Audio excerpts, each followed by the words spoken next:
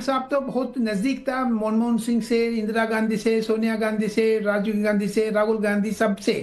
लेकिन मुझे एक ही पूछना था, उनकी मन पर प्रेरणा कैसे थी? 1 2 3 साइन करने टाइम पर उन्होंने इस्तीफा देने का भी इतना मजबूत रहना पड़ा। नंबर एक। नंबर टू, राहुल गांधी ने ऑर्डिनेंस को पढ़ा था उस टाइम पर, उनकी दिमाग में क्या घूम रहे थे श्याम साहब, आप उसको वर्णन कर सकते हैं? अच्छा है। हमारी बात हुई थी उसके बारे में, and he said look, he is a young man, it is okay for him to have impatience, and he didn't take it personally. Okay, वो इस्तीफा देने का तैयार। Cleverly you have answered Sam sir, cleverly you have answered. मुझे लगता है कि आज सिर्फ मनमोहन जी के व्यक्तित्व के बारे में बात हो रही है। रेणु मैम, क्योंकि आप वरिष्ठ पत्रकार हैं, आपने देखा, हमने पढ़ा भी कि कैसे एक प्रोफेसर से लेकर जो सफर हुआ वो गवर्नर तक पहुंचा, आरबीआई के गवर्नर तक पहुंचा, फिर उसके बाद सलाहकार वित्तीय, उसके बाद फिर वित्त मंत्री, और उसके बाद फिर प्रधानमंत्री। ये पूरे सफर को अगर कंक्लूड करना हो, एक इंस्पिरेशनल प्राइम मिनिस्टर जिसको हम लोग कोट कर रहे हैं, तो आप कैसे करेंगे मैम? आपने बहुत करीब से देखा उन्हें। देखिए, उनका मेन जो थ्रस्ट था उनकी पर्सनालिटी का, कि वो फादर ऑफ इकोनॉमिक रिफॉर्म्स थे इस देश में। जो आज भूमिका बनी है, जो बीजेपी $5 ट्रिलियन की इकोनॉमी की बात करती है, उसका पूरा का पूरा बेस उन्होंने रखा। उन्होंने इस देश को बताया कि कैसे लाइसेंस राज से हम हट के हम अपना खुद का वर्चस्व बना सकते हैं, और कैसे कैसे उन्होंने रिफॉर्म्स लाए एक एक करके। तो ये उसमें बैकिंग थी नरसिम्हा राव की। पर इसमें मैं ऐड करना चाहूंगी कि एक्चुअल शुरुआत तो राजीव गांधी ने की थी। राजीव गांधी ने जिस तरह से मिशन सेटअप किए, जो कम्युनिकेशंस में पूरे देश में एक रेवोल्यूशन आया, जो सैम पिट्रोडा ने बहुत सारे मिशन हेड किए राजीव गांधी के प्रॉम्प्टिंग पे, जो कंप्यूटर्स का राज आया, और जिस तरह से एक मॉडर्न इंडिया की स्थापना करी वो राजीव गांधी ने करी, और वो फॉलो अप हुआ डॉक्टर मनमोहन सिंह से, और उसके बाद जो है आगे जब वो प्रधानमंत्री बने उसको उन्होंने कैरी फॉरवर्ड किया।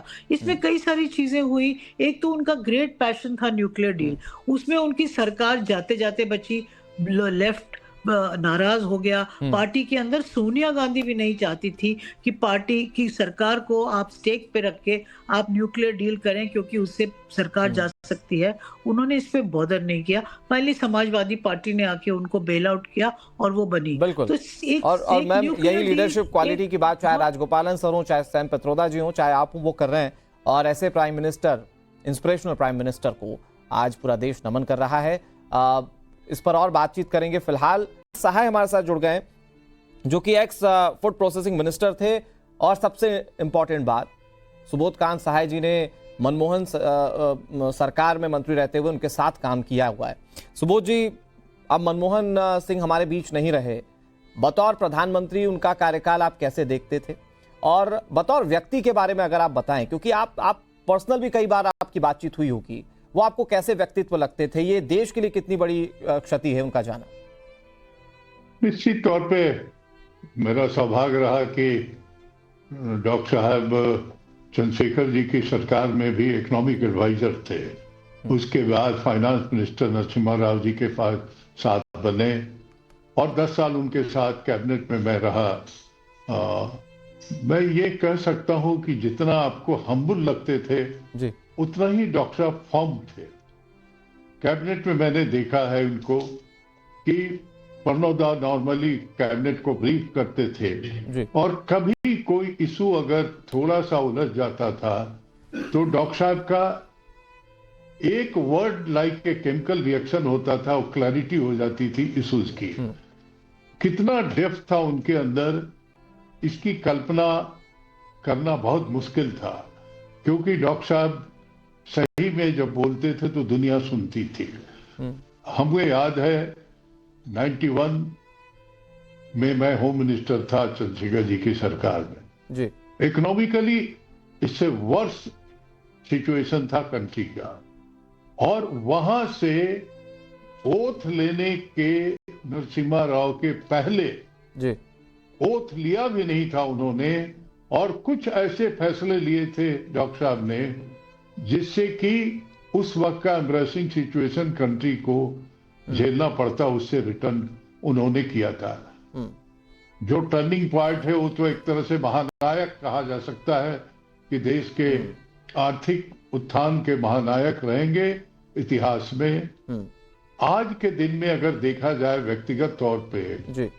तो इस मेटलिस्टिक लाइफ में ईमानदारी एक अजब टाइप का एक शब्द हो गया है।